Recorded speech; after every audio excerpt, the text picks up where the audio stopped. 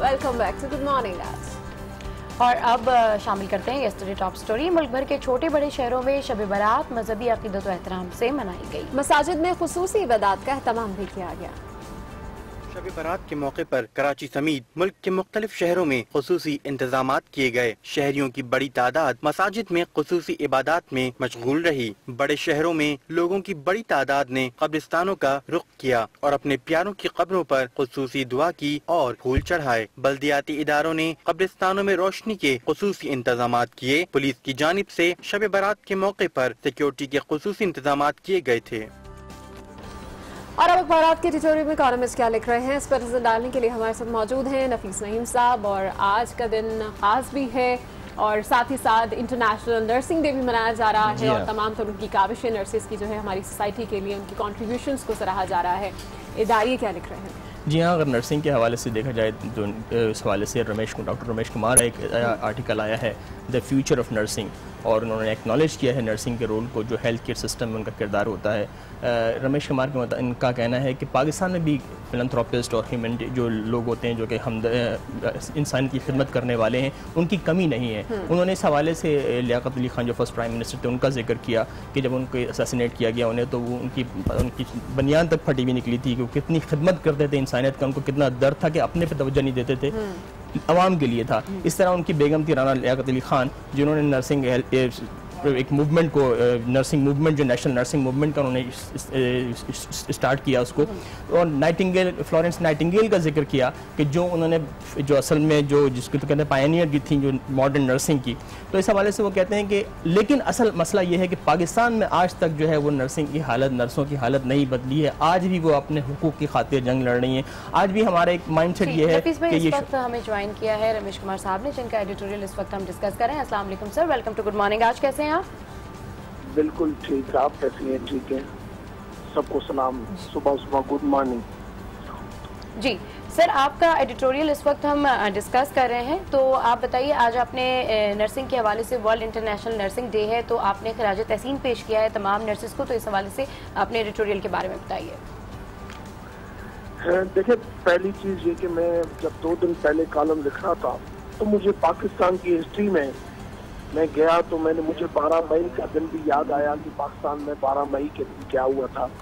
मैंने सोचा कि मैं उस 12 मई के ऊपर लिखूं या उस 12 मई के ऊपर लिखूं जिसमें वर्ल्ड के अंदर जो मनाया जा रहा है, या हमारे पास लियाकत अली खान की जैसे राना लियाकत अली खान है जो खिदमत की थी, मैं उस हवाले से लिखूं। तो मैंने ये जरूरी समझा कि हम नेगेटिविटी से निकल कर हम उस सोसाइटी के तबके की जो वो अहमियत की तरफ देखें जो हमारे मुश्किल वक्त में जब हम हॉस्पिटलों में होते हैं। क्योंकि मैं खुद एक डॉक्टर हूँ, मैंने भी हाउस जॉब किया था, तो मैं देखता था कि हमसे ज्यादा जो है वो खिदमत पेशेंट की और पेशेंट को सेटिस्फेक्शन और पेशेंट की जो हेल्प होती थी वो सारी नर्सेज से मिलती थी। मगर उस वक्त भी जब मैं पढ़ता था 90s में, तभी मैं देखता था कि नर्सेज को वो दर्जा हासिल नहीं था।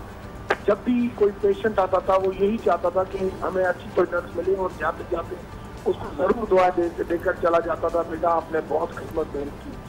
अगर आज भी हम अपनी सोसाइटी में क्यों भूल गए, हम अपनी मिनिस्ट्री में क्यों भूल गए? हम अवार्ड की बात करते हैं कि अवार्ड देने चाहिए, इसने ये सोसाइटी में काम किया, मगर हमने कभी वो रोल जो नर्सिस कर रहा है उसको हमने हाईलाइट क्यों नहीं किया? उस नर्सिस के पेशे को हमने क्यों जो है वो इम्पोर्टेंस नहीं दी कि ये भी एक ऐसा खिदमत का एक ऐसा जो है वो काम है जिसके अंदर जो वो दिल से जैसे खिदमत करती है। एक पेशेंट जो मरने की हालत में होता है तो उसके अंदर जान आ जाती है जी। तो ऐसे लोगों की खिदमत जब हम और औरों की खिदमत को याद करते हैं तो हम क्यों नहीं ऐसे लोगों की खिदमत को याद करें? हम क्यों नहीं जो है वो इनको मेडल्स दें? क्यों नहीं हम इनकी परफॉर्मेंस को देखें? हम इस पेशे को ऐसे हाईलाइट करें। 1820 में पैदा होने वाले दुल्हन अगर वो कर सकती है, राना लियाकत अली खान जहाँ पे फेडरेशन की एक सोसाइटी बना सकते हो, हम क्यों जो है वो पेशे की तरफ नहीं जा रहे हैं? हम क्यों उसकी पीएचडी की तरफ नहीं जा रहे हैं जी? हम हेल्थ सेक्टर में, एजुकेशन सेक्टर में हम इतने पीछे क्यों हैं? जी रमेश कुमार साहब, दुनिया भर की अगर हम बात करें तो इस प्रोफेशन को बहुत ही ज्यादा रिस्पेक्टेबल समझा जाता है और इनके मखसूस राइट्स है जिनको कोई भी नजरअंदाज नहीं कर सकता। लेकिन अगर हम पाकिस्तान की बात करें तो पाकिस्तान में आए रोज हम देखते हैं कि नर्सेज सड़कों पर एहतजाज कर रही होती हैं, गर्मी हो सर्दी हो, अपने हक के लिए लड़ रही होती है, तनख्वाहों के लिए लड़ रही होती हैं। तो क्या वजह है इस हालत जार की? इस क्यों का जवाब हमें कौन देगा? मैं दूंगा। पहली चीज ये कि इस वक्त भी आप कराची की जितनी भी हॉस्पिटल, साउथ सिटी, जितनी प्राइवेट हॉस्पिटल में आप जाएं, जो गवर्नमेंट के अंदर काम करती है नर्सेज, वो प्राइवेटली उन हॉस्पिटलों के अंदर काम करेंगे। एक तो ये कि उनकी बेसिक तनख्वाह इतनी कम है कि वो अफोर्ड नहीं कर सकती, वो अपना घर नहीं चला सकती, उनको डबल जॉब करना पड़ता है। हम कानून बना देते हैं मगर हम रूल्स नहीं बनाते। हम लोगों को देखते नहीं है कि भाई लोग ये अपना पेट कैसे पालेंगे, यही हमारी बेवकूफ। दूसरी चीज, हम और नर्सेज की आज भी यहाँ पे जो है वो 70,000 के करीब नर्सेज हैं।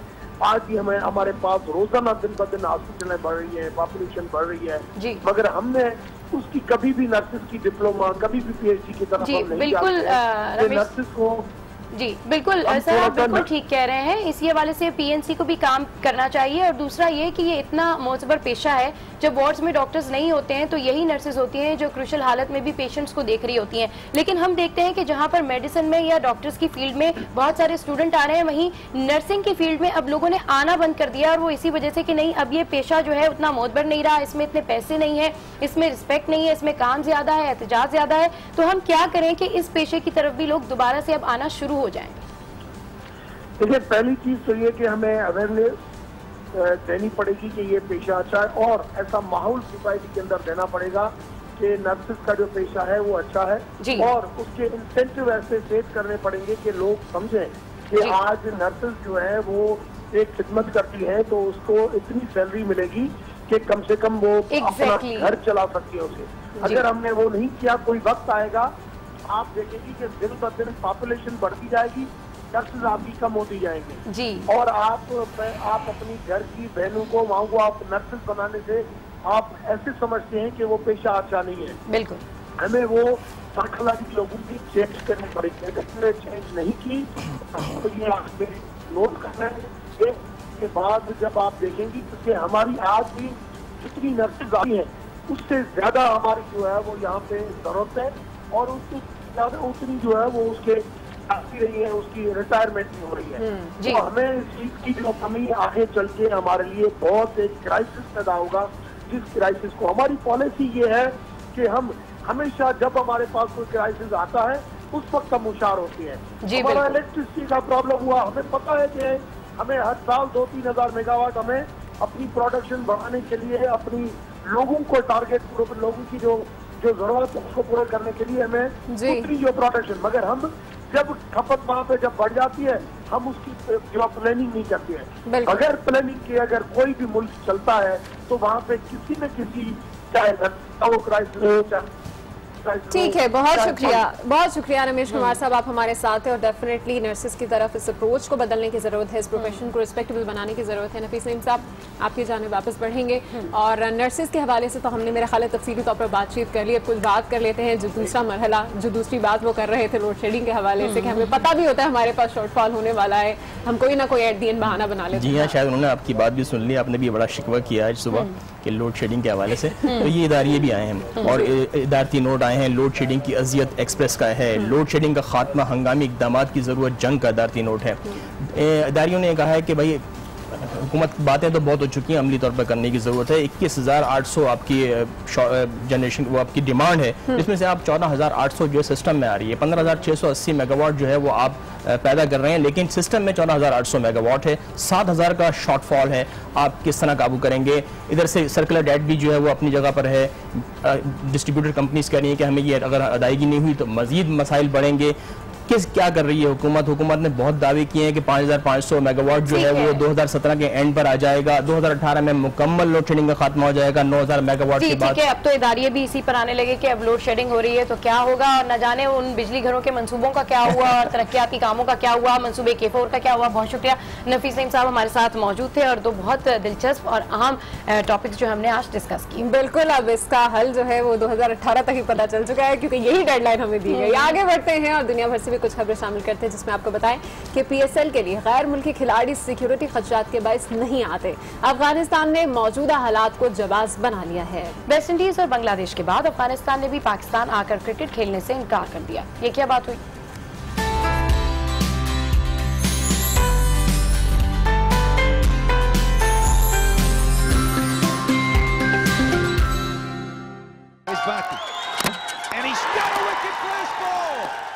पाकिस्तान में इंटरनेशनल क्रिकेट की बहाली के लिए PCB की अफगानिस्तान क्रिकेट बोर्ड से भी बातचीत जारी है, लेकिन दोनों ममालिक के दरमियान हालिया कशीदगी के बायस अफगानिस्तान का दौरा पाकिस्तान मुश्किल हो गया है। अफगान क्रिकेट बोर्ड के चेयरमैन आतिफ मिशाल कहते हैं कि फिलहाल पाकिस्तान नहीं आ सकते। क्रिकेट डिप्लोमेसी से ताल्लुकात में बेहतरी आएगी। न्यूट्रल वेन्यू पर खेलने के लिए तैयार हैं। अफगान बोर्ड के सरबराह ने ख्वाहिश जाहिर की कि पाकिस्तानी टीम काबुल आकर खेले। पाकिस्तानी टीम को तहफ़्फ़ुज़ फराहम किया जाएगा। हम नजर डालते हैं मजीद कुछ आलमी खबरों पर। आपको बताएं कि बरतानिया में मजहब के हवाले से इत्तेहाद या तक़सीम के नाम से तकरीब मुनक्किद की गई। इस तकरीब में मुख्तलिफ मकातिब फ़िक्र समेत लोगों की बड़ी तादाद ने शिरकत की। तकरीब में शरीक शुरका ने इस्लाम पर अमन और इत्तेहाद और यकजहती को फ़रोग़ देने वाला मजहब करार दिया। मुकर्रिरीन का कहना था कि इस्लाम भाईचारे का सबक देता है और हम सबका भी यही कहना है कि इस्लाम भाईचारे का सबक देता है। बहुत ज़बरदस्त लगते हैं, क्या पर्सनैलिटी है बंदे की, क्या ड्रेसिंग होती है उनकी। I really like him. और बिल्कुल किसी भी महफिल के अंदर वो जाते हैं तो तमाम जो टेंशन है वो सारी डेविड बेकहम की तरफ लोगों की अट्रैक्ट हो जाती है। वेल, ये फिल्म का प्रीमियर था जिसमें उन्होंने शिरकत की। लेट्स होप के ये मूवी जो है वो बहुत अच्छी हो। बिल्कुल। Good morning. आज मैं यहाँ वक्त हुआ एक ब्रेक का, जिसके बाद मिलेंगे वकला तहरीक में शरीक कानूनदान शेख एहसानुद्दीन से।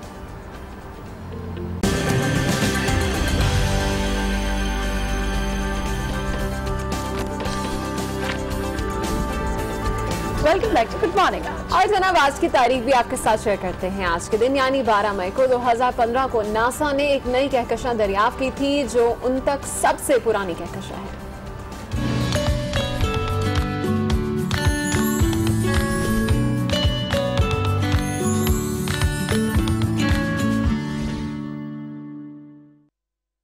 खलाई साइंसदानों के मुताबिक 2015 में दरियाफ्त की गई कहकशां EGS-ZS81 अब तक की सबसे कदीम कहकशां है। इस गैलेक्सी का जमीन से फासला 30 अरब नूरी साल है। एस्ट्रोनॉट पास्कल थॉमसन ने हबल टेलीस्कोप से दूर हल्की चमकती नीली रोशनी देखी। थॉमसन ने बाद में स्पिट्जर स्पेस टेलीस्कोप के जरिए इसकी मौजूदगी कंफर्म की। साइंसदानों का कहना है इस गैलेक्सी में इस निजाम शमसी से बड़े सैयारे और सितारे मौजूद हैं।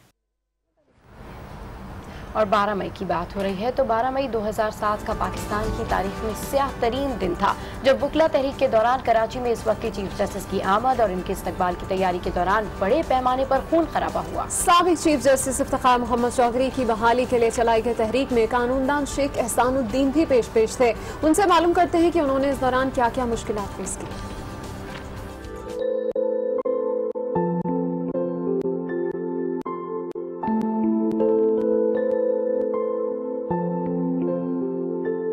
लॉलेसनेस की इंतहा थी। सिर्फ मकसद ये था कि इफ्तिखार मोहम्मद चौधरी साहब जो उन्होंने हाई कोर्ट बार एसोसिएशन को उस दिन खिताब करना था, उनको रोका जाए। और पाकिस्तान भर से उनके साथ 25 साथी, जिनमें इफ्तिखार चौधरी साहब भी थे, जिनमें अली अहमद कुर्द भी थे, जिनमें वहाँ पर जो है मुनीर मलिक साहब भी थे, बाकी लोग भी थे, सारे के सारों को एयरपोर्ट पर जो है वो रोक लिया गया था। आज के हालात में तो आप देख रहे हैं कि जब से ये सूरत हाल बदली है, अब लोगों की जिंदगी में और लोगों के दरमियान एक एतमाद की फजा पैदा हुई है और वो सूरत हाल टोटली डिफरेंट थी। आज और उसमें जमीन और आसमान का फर्क है। आज बेहतर है, कानूनी हालात भी बेहतर हैं, आईनी हालात भी बेहतर हैं, लॉलेसनेस जो है वो कम हो चुकी है। कराची के हालात की बेहतरी के लिए जो कराची के अमनो अमान का एक केस इफ्तिखार मोहम्मद चौधरी साहब ने सुओ मोटो नोटिस लेते हुए उस वक्त ये बातें कही थी और उन्होंने कुछ मेजरमेंट, कुछ स्टेप उठाने को कहा थे। उन लोगों के लिए मैं नहीं समझता हूं कि कोई पॉजिटिव स्टेप उठाए गए हों। कराची एक हब है, अमन अमान ज़रूरी है। वो पर जो है इंडस्ट्री है, वहाँ पर बहुत बड़ा लोगों के जो है इकोनॉमिकल और फाइनेंशियल लोगों की वाबस्तगी है। तो हमें उसमें अमन का गहवारा होगा, अमन होगा तो फिर हमारे मुल्क की इकोनॉमी भी, हमारे मुल्क की जमहूरियत भी, हमारे मुल्क की बका भी, और ये सारी चीज़ें उसके साथ वाबस्ता हैं। लिहाजा अमन तो बहुत ज़रूरी है।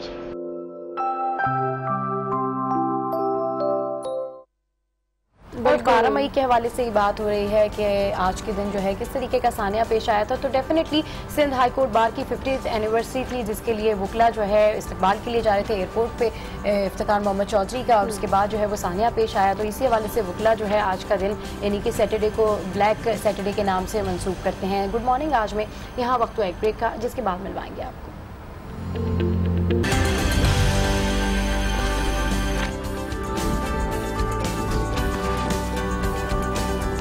Welcome back to good morning. और जनाब, आज बात हो रही है 12 मई के हवाले से, कराची के तारीखी दिन के हवाले से। ये एक ऐसा दिन तो नहीं है डेफिनेटली जिसको हम मेमोराइज करें या इसको याद रखें, लेकिन डेफिनेटली ये ऐसा दिन जरूर है जिसके बारे में बात करना भी जरूरी है। हसन अस्करी साहब ने इस वक्त हमें ज्वाइन किया है, सीनियर तज्जियाकार हैं। सबसे पहले तो उन्हें शो में वेलकम करना चाहेंगे। अस्सलाम वालेकुम हसन अस्करी साहब, कैसे हैं आप? जी वालेकुम सलाम।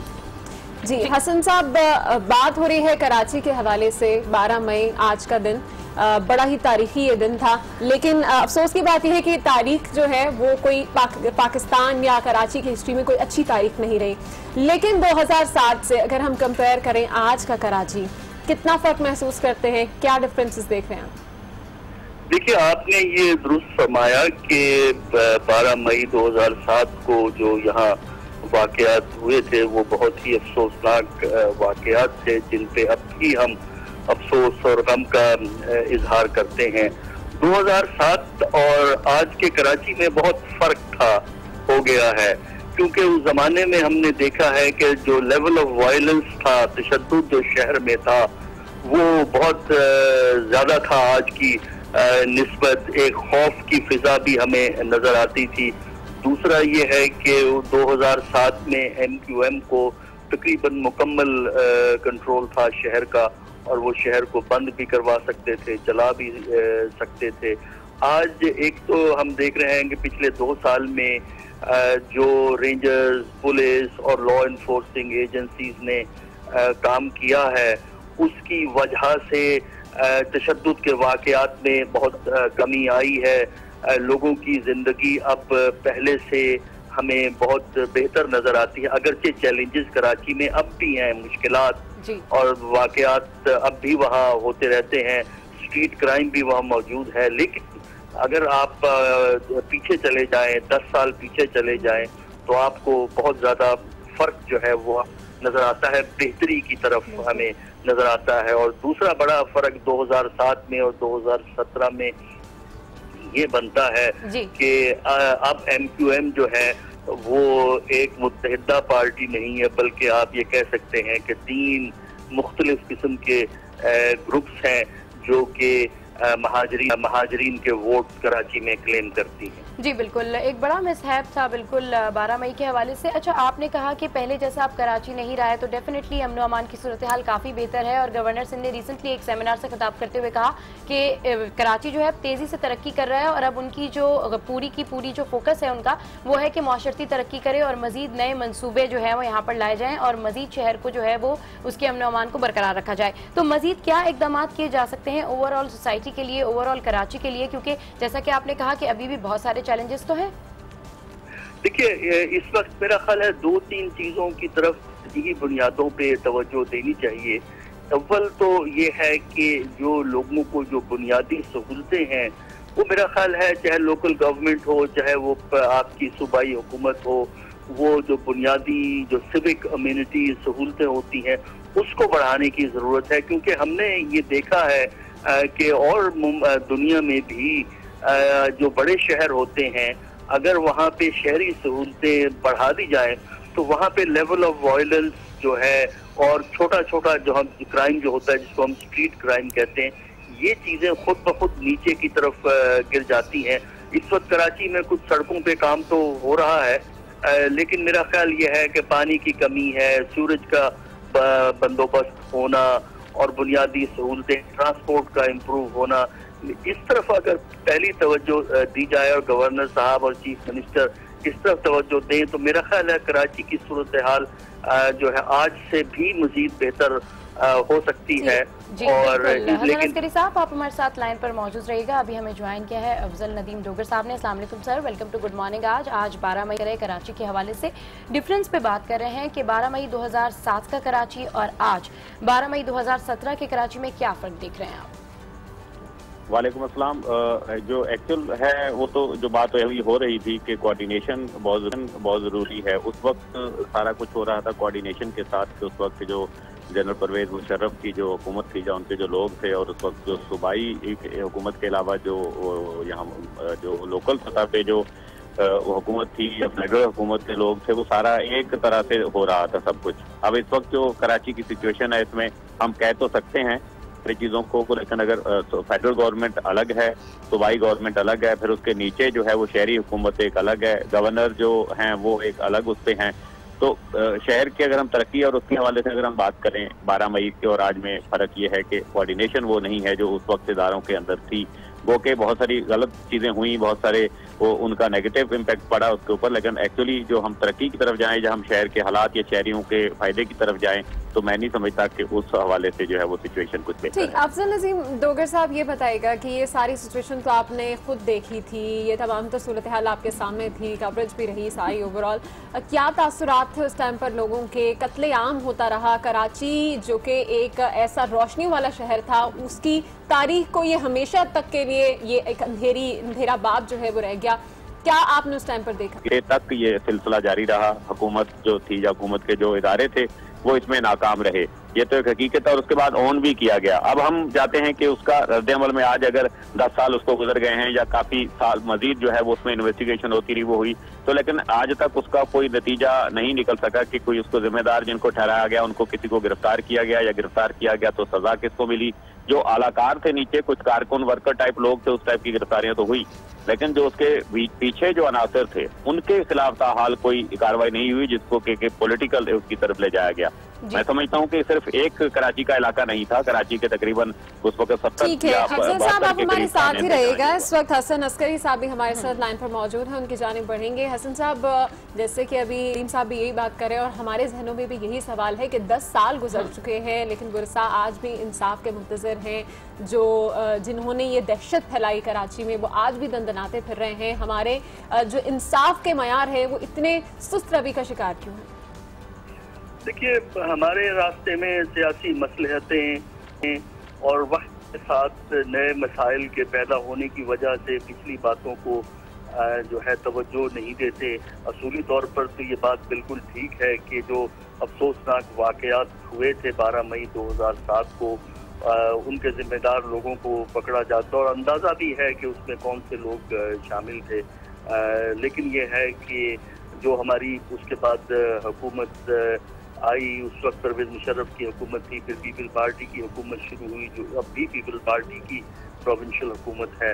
लेकिन मेरा नहीं ख्याल कि वो अब इस झगड़े में पड़ेंगे कि उनकी खिलाफ कोई कार्रवाई की जाए, क्योंकि इनके सामने मौजूदा दौर के मसाइल और मुश्किलात इतनी ज़्यादा हैं कि अब वो उधर नहीं जाएंगे। अब ये भी उम्मीद नहीं है कि जो सूरत हाल 2007 की थी वो दोबारा उस किस्म की अफसोसनाक सूरत हाल पैदा होगी, क्योंकि कराची की जो पॉलिटिक्स है उसके डायनामिक्स काफी बदल गए हैं। जी बिल्कुल, कराची की पॉलिटिक्स के डायनामिक्स काफी बदल गए हैं। हमारे साथ हसन अस्करी साहब मौजूद थे, आपका बहुत शुक्रिया। और हमारे साथ अभी अफजल नदीम डोगर साहब भी मौजूद हैं। अफजल साहब, कराची की पॉलिटिक्स के डायनामिक्स काफी चेंज हो गए हैं, काफी चेंज आ गया है कराची में। सिक्योरिटी फोर्सेस का इसमें बहुत जो है अमल दखल है, उनका खास किरदार है। कैसे देखते हैं आप सिक्योरिटी फोर्सेस के किरदार को? नहीं, बहुत ज़बरदस्त सिचुएशन है। जैसा कि मैंने बताया कि कानून नाफज करने वाले इदारों की मेहनत और उनकी जो 2 इदारों की तो कोऑर्डिनेशन थी जिसमें पाक आर्मी थी और इंटेलिजेंस इदारे थे और उसके साथ पाकिस्तान रेंजर्स। पुलिस अगरचे किसी लेवल पे जो है वो उनके साथ उस अंदाज से नहीं थी जो कि 92 में जो सिचुएशन थी, लेकिन फिर भी जो काम यहाँ इन दो इदारों की बदौलत हुआ और इसमें जो फेडरल गवर्नमेंट का जो काफ़ी इसमें इन्वॉल्वमेंट रही, उनकी सरपरस्ती रही, इनको इसकी वजह से बहुत ज़बरदस्त तरीके से जो है वो सिचुएशन वो हुई है। अब हमें बहुत ही घिनौने एक ख्वाब लगते हैं माजी के 2-3 साल पहले के जो वाक़यात थे। जहाँ तक 12 मई का है, मैं जहाँ वो कर रहा था, तो मैं नहीं समझता कि आने वाले कोई 10, 20, 15 साल में भी इनके मुल्ज़मान को जो है वो सजा मिल सकेगी या वो गिरफ्तार होंगे, क्योंकि बहुत सिचुएशन चेंज हो चुकी जैसा कि हम तस्करा कर रहे हैं। और कोई एक थाना नहीं था कि 12 मई के अगर उसके मुल्ज़म गिरफ्तार किए जाएं। 60 से 72 थाने थे, 60 से 65 थाने थे जिन इलाकों में वो वाक़यात हुए, वारदातें हुई। कहीं कोई ग्रुप इन्वॉल्व था तो कहीं कोई ग्रुप इन्वॉल्व था। असल बात ये थी कि उनके जो सरपरस्त थे, जो उसके पीछे जो अनासर थे, जो कि अब वो माजी का हिस्सा बन चुके हैं, उनको करार वाकई सजा दी जाती दीगर वाकयात की तरह तो वो होता। लेकिन अब जो इक्का दुक्का कारकुन पकड़े गए हैं 1-2 वाकयात के, उनकी वो शहादतें गवाही है। साथ मौजूद थे और हाल पर बात कर रहे थे। क्या फ़र्क है वैसे अनम, आप लाहौर से यहाँ पर कराची आई हैं, तो क्या डिफरेंस लगता है? अच्छा, जब मैं कराची आ रही थी तो तब सिचुएशंस कुछ इस तरह की थी। सबा के लोग वाकई ही में कराची के हवाले से हमें बड़ा डराते थे कि जी आप कराची जा रहे हैं, वहाँ पर किस तरह से रहेंगे। और हम ये कहते थे कि जी वहाँ पे बाकी लोग भी तो रह रहे हैं। तो डेफिनेटली हालात जो है वो अब बेहतर हो चुके हैं और डेफिनेटली इसका सारा क्रेडिट जो है वो हमारी फोर्सेस को भी जाता है। लेकिन साथ साथ अगर हम बात करें कि तब के और अब के कराची में मसाइल मुख्तलिफ हैं, लेकिन डेफिनेटली वो चीजें नहीं है जिस तरह से टारगेट किलिंग हो रही थी, जिस तरह से भत्ताखोरी खुलेआम हो रही थी। अब स्नैचिंग तो होती है, यहाँ पर लोड शेडिंग के मसाइल हैं, पानी के मसाइल हैं, लेकिन ये मसाइल ऐसे हैं जो हल हो सकते हैं। लेकिन इंसानी जान के साथ मेरा ख्याल है कि खेलना अब बंद हो चुका है। जी हाँ, सूरत हाल काफ़ी बेहतर हो गई है। 12 मई 2007 को कराची जुल्म और दहशतगर्दी का शिकार हुआ।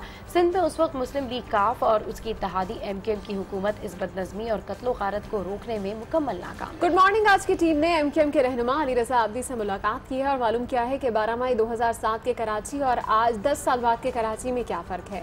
देखते हैं उन्होंने क्या कहा।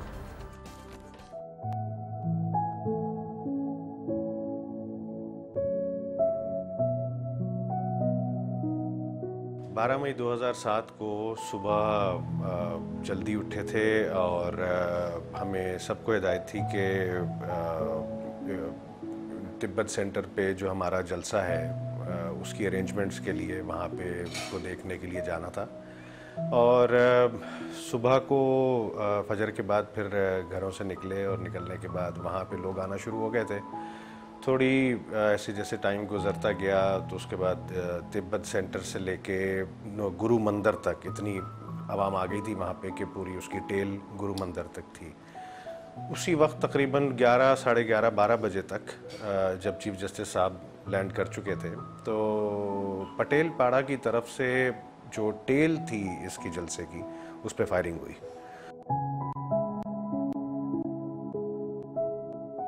हमने एक दिन पहले जो है वो कराची को सिक्योर करने के लिए कि इस तरह की कोई अनटोवर्ड इंसिडेंट ना हो, गवर्नर हाउस में मीटिंग हुई थी, उसमें सारी एजेंसीज मौजूद थी, जिसमें डिसाइड ये किया गया था कि शरपसंद अनासर को एंटर नहीं होने दिया जाएगा क्योंकि ख़बर आ गई थी कि जी शायद कुछ एक्टिविटी होगी इस पर। उसकी वजह से उसको रूट को सील किया गया जहाँ से चीफ जस्टिस साहब ने आना था ताकि वो सेफली पहुँच सकें सिंध हाई कोर्ट जहाँ पे उनकी हल्फ बर्दारी की तकरीब थी। उसके हम लोग वो इंतज़ामात भी देखे, फिर अपने लोगों को भी वहाँ पे पहुँचे, लेकिन एकदम से जब वो फायरिंग हुई तो पता चला, फिर ख़बरें आना शुरू हो गई कि जी काला बोर्ड पे भी हुआ है, मलीर पे भी फायरिंग हुई है, इसी तरह शाह फैसल पे भी हुई है, फिर गिजरी पे भी जब यहाँ से लोग निकल रहे थे तो इधर से भी खबर आ रही थी। ICI का जो पुल है वहाँ से भी एक बहुत बड़ा रेला आ रहा था अपोजिशन की पार्टीज़ का। तो वो एक अफरा तफरी का एकदम से माहौल क्रिएट हो गया and we were all surprised कि all of a sudden Karachi में जब इतना पीस एक बहुत अच्छा एटमॉस्फेयर था, ऑल ऑफ अ सडन ये 2007 में जाके ये एक शॉक मिला। ख़ास तौर पे गुरु मंदिर का मैं इवेंट आपको बताऊं कि जी गुरु मंदिर पे जब आप जो कुछ फुटेजेस भी चले थे उसमें, अगर उसमें गौर से देखें तो आपको नज़र आएगा कि कुछ लोग आज टीवी के ऑफिस के सामने दूसरी तरफ पटेल पाड़ा की तरफ फायरिंग कर रहे हैं और इसी तरह उनके ऊपर जो पटेल पाड़ा की साइड से काफ़ी हैवी शेलिंग होनी शुरू हो गई थी। हमारे 14 कारकुनान की शहादत हुई थी उस दिन और इसी तरह तकरीबन टोटल 54 या 53 अफराद की उस दिन की शहादत थी कराची में। एक अरसे के बाद कराची के हालात ख़राब होते हुए नज़र आए तो फिर बहुत अफसोस हुआ, क्योंकि एक तरह से कराची मेरी नज़र में अंडर अटैक था और बाकायदा बाय प्लानिंग जब तिब्बत सेंटर पे हम सारे लोगों को जमा करें, उसमें वहाँ पे फैमिलीज़ भी थी, बुज़ुर्ग भी थे, बच्चे भी थे हमारे साथ। अगर हमारा कोई इस तरह का खुदा न खास्ता इरादा होता कि जी हमने शहर को यरगमाल बनाना है या फिर चीफ जस्टिस साहब को पास थ्रू नहीं होने देना, तो फिर हम भी फैमिलीज़ को लेके नहीं चल रहे होते वहाँ पे। हमारी अपनी जिम्मेदारियाँ होनी चाहिए और सबसे पहले जो अपने घर की हाइजीन है, हमें मेरे ख्याल में उस पर बहुत तवज्जो देनी चाहिए, बिकॉज़ वही हाइजीन आपकी बाहर रिफ्लेक्ट कर रही होती है। इसमें पूरे कराची को, हम सबको as one nation, as one person, सारों को एक जगह पे होना चाहिए और सब मिलके जब इसमें कंट्रीब्यूट करेंगे तो मैं समझता हूँ Karachi can become a better place than any other country in the world. तो जनाब, अभी मैं और ज़बा कुछ बात कर रहे थे गर्मियों के हवाले से, और जो गर्मी बढ़ती चली जा रही है और साथ साथ लोड शेडिंग भी हो रही है, तो लोगों ने मुख्तलिफ किस्म के हल जो है इसके लिए निकाल लिए। आप क्या कर रही हैं आजकल गर्मी से? बहुत सारे लोग तो जो है वो डिफरेंट जूसेस का इस्तेमाल कर रहे हैं और मैं जो है आजकल टैंक का इस्तेमाल कर रही हूँ। अच्छा जी हाँ, बिल्कुल। आपको बताएं कि गर्मियों में प्यास बुझाने का बेहतरीन हल टैंक है, जो 5 मुख्तलिफ फ्लेवर में मार्केट में दस्तियाब है। और प्यास बुझाने के लिए नहीं, टैंक को शाम के नाश्ते में मुख्तलिफ स्नैक्स के साथ भी लिया जा सकता है। टैंक मशरूब बच्चों की भी अवलीन पसंद है और माएँ टैंक की क्वालिटी के हवाले से भी किसी उलझन का शिकार नहीं होती। और बात हो रही है माओ की, तो इस मदर्स डे पर आप अपनी माँ के लिए एक मोहब्बत और प्यार भरा मैसेज जो है वो उन्हें देकर सरप्राइज भी कर सकते हैं। और ये बहुत आसान है, क्योंकि टैंग लाया है आपके लिए ऑफर, जो कि हमारे शो का स्पॉन्सर भी है, और वो हम आपको बताते हैं कि किस तरह से। आप 03448888 पर मिस कॉल दें और आपको फौरी तौर पर कॉल बैक आएगी, जिस पर आप अपनी मदद के लिए पैगाम जो है वो रिकॉर्ड करवा सकते हैं। मदर को आप अपना जो भी मैसेज देना चाह सकते हैं वो दे सकते हैं, सरप्राइज देना चाहते हैं वो दे सकते हैं। तो आपको एक बार नंबर दोबारा से बता देते हैं कि 03448888 पर जो है वो आप मिस कॉल देकर अपना मैसेज जरूर रिकॉर्ड करवाएं। और क्या बात है, आप अपना मैसेज रिकॉर्ड कराएं और फौरन आपको कॉल बैक आएगी। इस तरीके से आप सरप्राइज गिफ्ट भी दे सकते हैं। क्या जबरदस्त बात है। और हमारी स्क्रीन पर आप ये नंबर भी देख सकते हैं। चले जनाब, इस नंबर पर आप लोग जरूर कांटेक्ट करें और ढेर सारे सरप्राइजेस थे। मेरे भी बहुत से प्लान है वैसे मदर डे के लिए। हाँ, मेरे भी बहुत सारे प्लान है। फिलहाल जो है मैं और अनम टैंक पीते हैं। हम यहाँ लेंगे ब्रेक, एक ब्रेक के बाद आपको मिलवाएंगे। एंकर पर्सन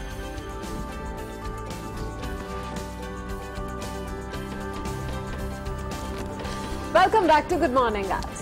और झटपट रेसिपी का जब भी सेशन आता है तो डेफिनेटली मैं ये सोचती हूँ कि आज मावरा ने क्या बनाया होगा, क्योंकि जैसे जैसे हमारे ट्रेडिशन डेज सामने आते जा रहे हैं वैसे वैसे मुझे लगता है कि मावरा की रेसिपीज जो है वो और मजेदार हो। मैं बता देती हूँ आपको क्या आज बना है। आज बना है जनाब रशियन सैलड। तो सुबह सुबह मजेदार रशियन सैलड किस तरह से बनती है आइए देखते हैं।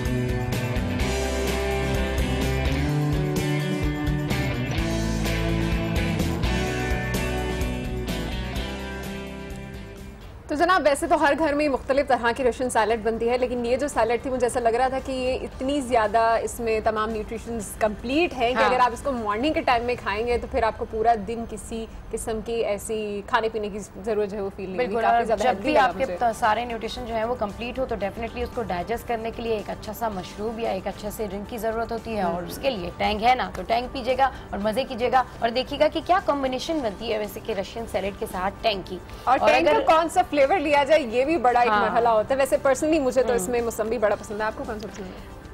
I'll go with mosambi, it's okay fine। या ठीक है ना, क्योंकि सैलेड और मौसम्बी क्या कॉम्बिनेशन बनाया है आपने, है ना, मॉर्निंग के टाइम में फ्रेश से जूस और साथ में सैलेड, तो क्या ही बात है। बिल्कुल। खैर जनाब आगे बढ़ते हैं और बात हो रही है आज 12 मई की। तो 12 मई 2007 जहां कराची में एक सानहा पेश आया, वहीं ये दिन आज न्यूज़ के लिए भी एक सख्त दिन था जब आज़ादी इजहार पर कलखन लगाने के लिए ताकत का इस्तेमाल किया गया। आज न्यूज़ के दफ्तर पर हमले की खबर एंकर पर्सन नादिया मिर्जा ने नशर की। इनसे मालूम करते हैं कि इनके लिए ये तजुर्बा कैसा रहा।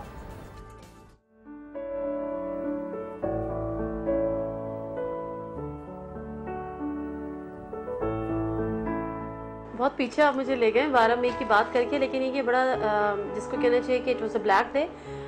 मैं न्यूज़ कास्टर थी, 2007 की ये बात है, सैटरडे का दिन था।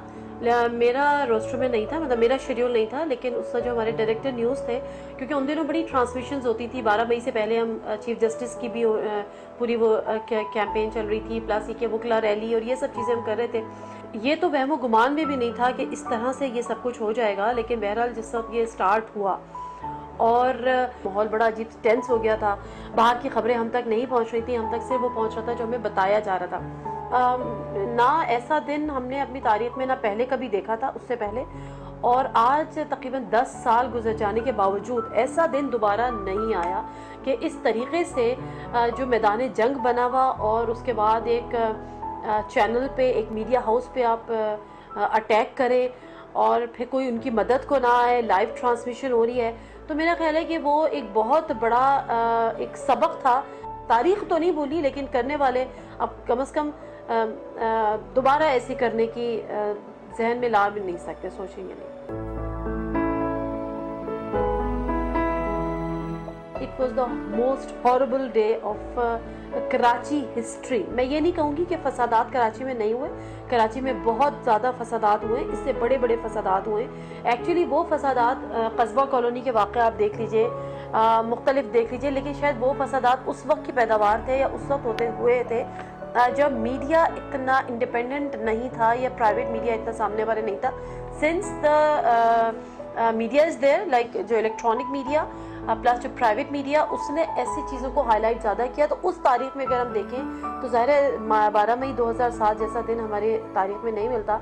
और आज के दिन, आज आप देखें कि बहुत सारी चीज़ें हैं जो अभी सही होना बाकी हैं, बट स्टिल अब हम घर से निकलते हुए 10 दफ़ा ये नहीं सोचते कि जी घर से निकलते हुए पहले टीवी देख लें कि किस रूट पे हंगामे हो रहे हैं, कहाँ पे गाड़ियाँ जलाई जा रही हैं, कहाँ पे 4 कत्ल आज हो गए, कहाँ पे आज सुबह 4 लोगों को मार दिया है। कम से कम अब उस फेज से हम निकल आए। Street crime are still there, उसमें शायद थोड़ा सा टाइम लगेगा, उस पर काम करने की ज़रूरत है, लेकिन 12 मई 2007 से बहुत बेहतर आज कराची है, इसमें कोई शक नहीं है। बहुत आसान होता है ये कह देना कि जी कराची में हंगामे होते थे, शुक्र अल्हम्दुलिल्लाह कि कराची में हंगामे नहीं हो रहे, लेकिन उन हंगामों के दौरान जिन माएँ की गोदें उजड़ी हैं, हमने उन रोते बिलखते चेहरे देखे हैं और उनके घरों में उनके किचन्स के खाली बर्तन देखे हैं कि उनका वाहिद कमाने वाला जो है वो अब इस दुनिया में नहीं रहा, वो टारगेट किलिंग का निशाना बन गया। तो ये कहना तो बहुत आसान है कि कराची में अमन हो गया, बट स्टिल मेरा ख्याल है उन लोगों के लिए तो अब वो मैटर ही नहीं करता कि अमन क्या है और जंग क्या है। एक तो लसानियत से बाहर निकलें, प्लस कराची को ओन करें। इतनी बड़ी तादाद में आप मुख्तलिफ ज़बानें बोलने वाले लोग एक शहर में रहते हैं कि खुदारा जिस दिन सारे कराची बोलने वाले, चाहे वो 2 साल से रह रहे हैं, चाहे वो 4 साल से रह रहे हैं, चाहे वो 10 साल से रह रहे हैं, जिस दिन वो कराची को ओन करने लग जाएंगे, कराची के आधे से ज़्यादा मसाइल ख़त्म हो जाएंगे।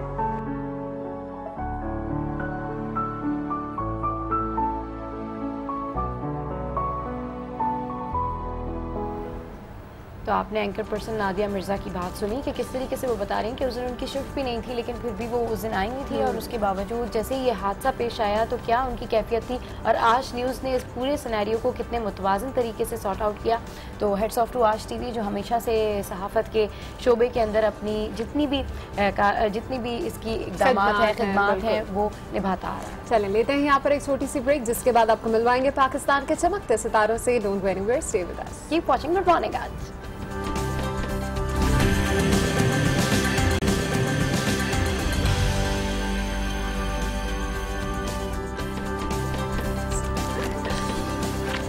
Welcome back to good morning. और यहाँ पर आपको एक ताज़ा खबर से आगाह करें कि chief justice supreme court Saqib Nisar ने बहरिया एनक्लेव वाक़े का खुद नोटिस ले लिया है, जबकि चीफ जस्टिस ने चीफ कमिश्नर और आईजी इस्लामाबाद से 48 घंटों में इस हवाले से रिपोर्ट भी तलब की है। 28 अप्रैल को ARY जिंदगी के प्रोग्राम की रिकॉर्डिंग के दौरान बहरिया एनक्लेव में स्टेज गिरने से मुतादिद अफराद जख्मी हुए थे। मजीद तफसीलात जानते हैं आज न्यूज़ के नुमाइंदे फैसल रजा से। जी फैसल रजा, अपडेट कीजिएगा।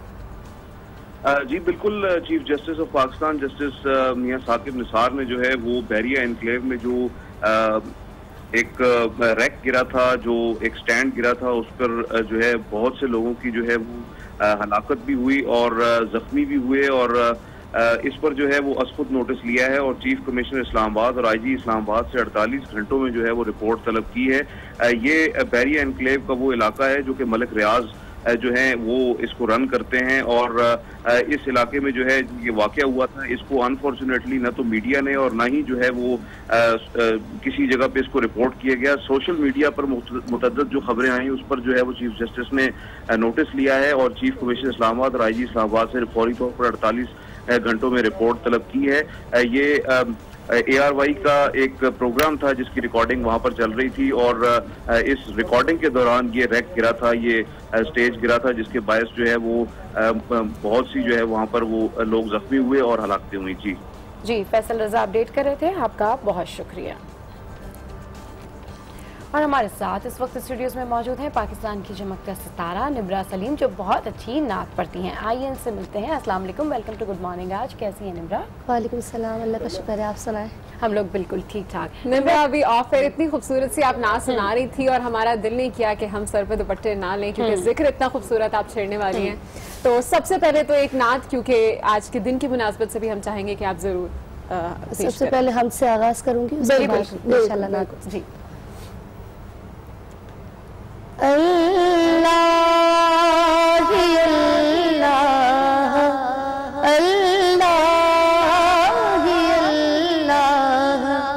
जले शान अल्लाह,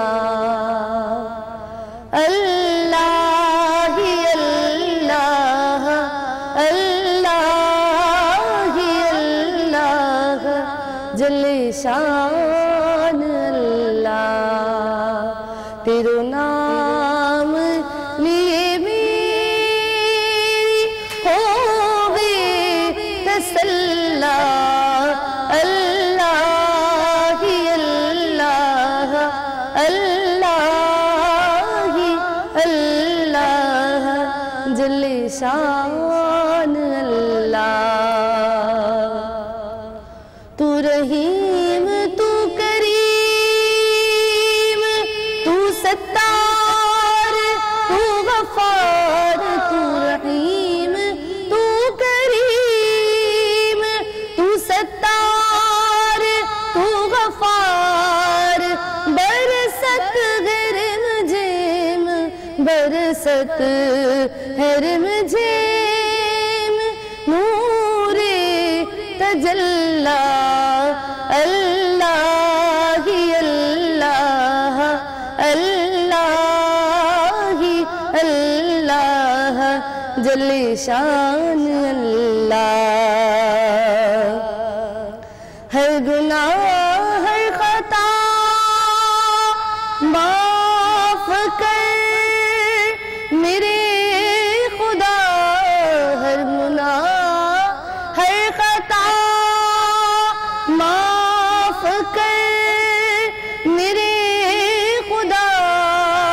बंदों पे कर दे तू, बंदों पे कर दे